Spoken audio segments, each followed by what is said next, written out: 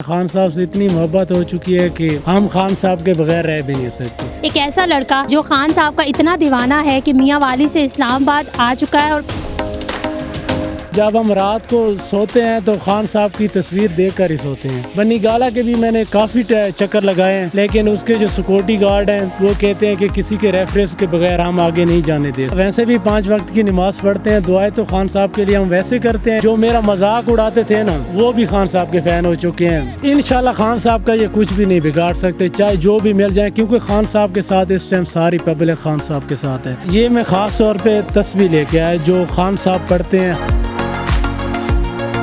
یہ ملاقات ہوگی نا، وہ میری زندگی کی اہم ملاقات ہوگی۔ ہم نے آپ کا ساتھ نہیں چھوڑنا، ہمارا خون کا ایک ایک قطرہ آپ کے نام ہے۔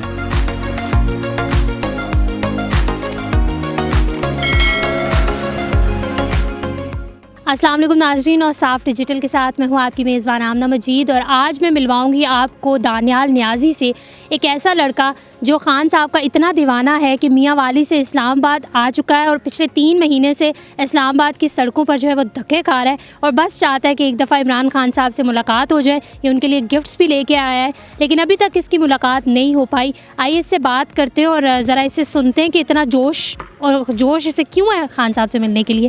السلام علیکم۔ وعلیکم السلام۔ کیسے ہو دانیال؟ اللہ پاک کا شکر جی۔ دانیال، مجھے اپنے بارے میں بتاؤ کہ پچھلے 3 مہینے سے آپ اسلام آباد کی سڑکوں پر جو ہے وہ دھکے کھا رہے ہو، کبھی ایک جگہ کبھی دوسری جگہ، کیا وجہ کیا ہے؟ وجہ یہ ہے کہ جیسے کسی کو کسی سے محبت ہو جاتی ہے، ہمیں خان صاحب سے اتنی محبت ہو چکی ہے کہ ہم خان صاحب کے بغیر رہ بھی نہیں سکتے۔ سیدھی بات ہے، جب ہم رات کو سوتے ہیں تو خان صاحب کی تصویر دیکھ کر ہی سوتے ہیں، اتنی ہمیں خان صاحب سے محبت ہو چکی ہے۔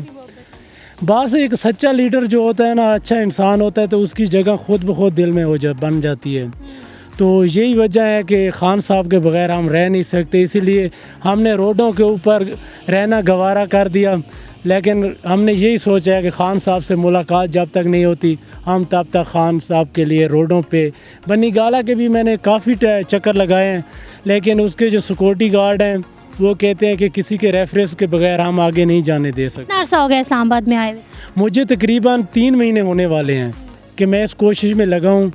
پہلے میں تقریباً 2 مہینے لگاتار ادھر رہا، ابھی مجھے تقریباً جب ایئر وائی کو انہوں نے ایئر وائی کی آواز کو دبایا نا، تو پھر میں کہ 1 ہفتے کے لیے کوئی مسئلہ تھا، گھر چلا گیا، پھر اس کے بعد میں پھر واپس آ گیا۔ تقریباً آج مجھے 20-25 دن ہو چکے ہیں پھر دوبارہ سے ادھر آئے ہوئے۔ تو میں اسی کوشش میں لگا ہوں۔ ایک حالات ایسے بن جاتے ہیں، پتہ نہیں ہماری قسمت ایسی ہے یا کیا چکر ہے، حالات ایسے بن چکے ہیں کہ وہ کہتے ہیں کہ ابھی ملاقات نہیں ہو سکتی، سیکورٹی رسک ہے۔ تو کیا کرو گے تم؟ سیکیورٹی رسک تو بہت یہ صحیح بات ہے کہ سیکیورٹی رسک ہے عمران خان صاحب، وہ تو ہے، لیکن ہم تو ابھی اسی کوشش میں لگے ہوئے ہیں کہ دعائیں تو ہم الحمدللہ ویسے بھی 5 وقت کی نماز پڑھتے ہیں، دعائیں تو خان صاحب کے لیے ہم ویسے کرتے ہیں۔ میں آج سے نہیں، میں 2009 سے خان صاحب کا فین ہوں، جس ٹائم میرا ID کارڈ بھی نہیں بنا ہوا تھا۔ جب میاں والی سے آگے ہمارا ایک حلقہ ہے نا، چاندنی چوک، اس ایریے میں ہمارے علاقے کی پہلی بات ہے، کوئی اس ایریے میں خان صاحب کی ٹکٹ بھی کوئی نہیں لیتا تھا۔ میں نے اس ٹائم 2010 میں اپنے گھر کے اوپر خان صاحب کا جھنڈا لگایا تھا، مجھے گھر والوں سے بھی مار پڑی تھی۔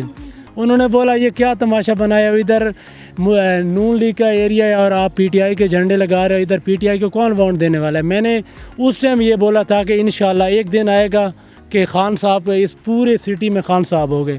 آج اس ایریا میں دیکھ لو، بچہ چاہے گاؤں کی عورتیں ہیں وہ سارے خان صاحب کے اس ٹائم فین ہو چکے ہیں۔ جو میرا مذاق اڑاتے تھے نا، وہ آج وہ بھی خان صاحب کے فین ہو چکے ہیں۔ جب خان صاحب کو تم نے ووٹ دیا اور خان صاحب جیتے ہوں گے، تب تو تم پاگل ہو گئے ہوگے۔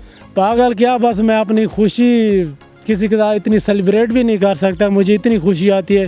خان صاحب کسی بھی کام کرتے ہیں، کوئی ایسا کرتے ہیں تو بہت خوشی ہوتی ہے کہ جب عدم اعتماد کامیاب ہوگی اور خان صاحب اتر گئے، پھر کیا تمہاری ریاکشن؟ اس دن تو میں بتا بھی نہیں سکتا، میں بیان بھی نہیں کر سکتا کہ ہمارے ساتھ اس دن ہوا کیا تھا، کہ مجھے ایک ایسا لگ رہا تھا کہ یا اللہ مجھے موت دے دے۔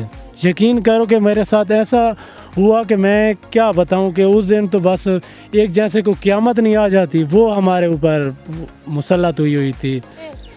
بس پھر خان صاحب کے لیے دعائیں کرتے، لیکن ہمیں امید تھی کہ جو انسان اچھے راستے پہ چاہ رہا ہوتا ہے، جس کی سوچ یہ ہوتی ہے کہ میں نے اپنے ملک کو ایک ایسا مستقبل کے طرف لے کے جانا ہے، جو آنے والی نسلیں ہیں ان کے لیے ایسا کچھ کرنا ہے۔ جب اس کی سوچ اچھی ہے، اس کی نیت صاف ہے، تو ہمیں امید تھی کہ انشاءاللہ خان صاحب دوبارہ آئیں گے۔ خان صاحب کبھی کبھی تو بہت سخت باتیں کر جاتے ہیں، جس طرح ڈی جی اسلام آباد کے بارے میں باتیں کر گئے تھے اور اب بیچارے توہین عدالت کیس میں پھنس چکے ہیں، تو اب کیا کرو گے؟ پھنس چکے ہیں، لیکن خان صاحب کچھ باتیں کرتے بھی، خان صاحب کر جاتے ہیں، جذبات میں انسان ہے، انسان غلطی بھی کر جاتا ہے، لیکن ان کو یہ بھی دیکھنا چاہیے نا، جیسے ماضی میں مریم نواز ہو گئی، نواز شریف ہو گیا، خواجہ آصف ہو گیا، انہوں نے بھی کیسے بیانیے دیے ہیں جو آرمی چیف کے خلاف واضح دیے ہیں، وہ کسی کے سامنے چھکے ڈھپے ہوئے نہیں ہیں، اتنے انہوں نے بھی سخت بیان دیے۔ رانا سنورا جو ہے اب اسلام آباد میں بیٹھا ہوا ہے، اس نے اسی عدالتوں کے اوپر کتنے بھی سخت بیان دیے تھے کہ آپ لوگوں نے، انہوں نے ججوں کو یہ بولا تھا کہ آپ لوگوں نے رہنا بھی اسلام آباد میں، آپ نے نوکری بھی ادھر کرنی ہے، تو آپ یہ جو کام کر رہے ہیں یہ آپ کو مہنگے پڑیں گے۔ ان کے خلاف تو کسی نے کوئی ایسا ایکشن نہیں لیا، ایک خان صاحب کے خلاف سارے اکٹھے ہو گئے۔ اب کیا ہوگا؟ 22 ستمبر کو جو ہے وہ خان صاحب کا توہین عدالت کا جو ہے وہ جو فرد جرم عائد کر دی گئی ہے، تو تمہیں کیا لگتا ہے کہ اب خان صاحب کا کیا مستقبل ہے؟ انشاءاللہ خان صاحب کا یہ کچھ بھی نہیں بگاڑ سکتے، چاہے جو بھی مل جائیں، کیونکہ خان صاحب کے ساتھ اس ٹائم ساری پبلک خان صاحب کے ساتھ ہے۔